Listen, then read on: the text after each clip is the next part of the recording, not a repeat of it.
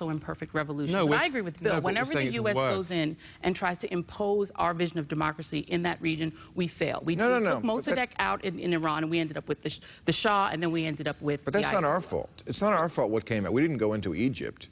Well, we wound up with the Muslim Brotherhood. We didn't go into Egypt. We were supporting and propping up Mubarak for 30 years, even as we were cheering for all the Tahrir Square demonstrators as though we were on their side. It was our government that kept Mubarak in power, just like we've done across the entire Muslim world. And it's amazing for you to say that, well, look at all these Muslims. The minute you give them a little bit of freedom, they go wild and they start being all violent. How can you be a citizen of the United States, the country that has generated more violence and militarism in the world over the last 5 or 6 decades, and say, look at those people over there, they are incredibly violent?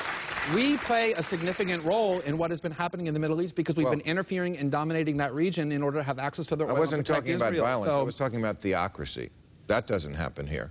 No, well, okay, that doesn't happen here, but at the same time, Iran isn't invading lots of other countries and occupying them for a decade, nor are fundamentalist Muslim countries the way the United States is. So these things are interlinked because we are continuously interfering in that part of the world. And so to say... Really, it's all our fault? It's not all our fault, but when you send your military for 6 straight decades into other countries to bomb them, kill their children and women and innocent men, prop up dictators, yeah, you take responsibility for your actions and say, to the extent that that region... That religion goes back 1,000 years before our revolution, so I don't think we can take all the blame. I don't think we should. I think we should take a lot of it. And there's lots of bodies and corpses that have been piled up in the name of Christianity and Judaism as well.